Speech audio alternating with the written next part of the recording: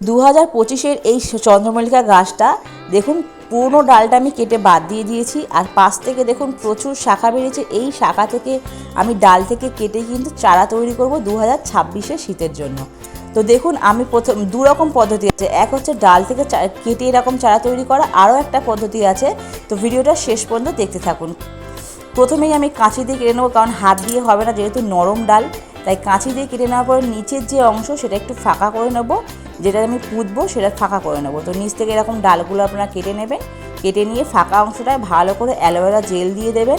Aloe vera gel দেওয়ার পরে ভিজে বালিতে আমি কিন্তু এটা পুঁতে দেবো। বালিটা আগে থেকে ভিজিয়ে রেখেছি। আর এই পাত্রটার নিচে কিন্তু ফুটো করা আছে, জল বালির মধ্যে জমে থাকলে ডালটা কিন্তু পচে যাবে, চারা তৈরি হবে না। তো আমি পুঁতে দিলাম। আরও একটা জিনিস দেখাচ্ছি, দেখুন এই যে নিচের যে সরু সরু অংশগুলো আমি বাদ দিয়েছি, সেগুলোতেও অ্যালোভেরা জেল দিয়ে মাটির মধ্যে পুঁতে দেবো। এটা চারা তৈরি হলো কিনা আপনারা আপডেট পাওয়ার জন্য আমার চ্যানেলটা অবশ্যই সাবস্ক্রাইব করবেন। আর দেখুন, আরও একটা পদ্ধতি দেখাচ্ছি। এই যে ডালটা দেখুন বের করছি, নিচে দেখুন শিকড় আছে। এটা কিন্তু মরে যাওয়ার চান্স নেই, এটা 100% চারা তৈরি হবেই হবে, যেহেতু শিকড় আছে।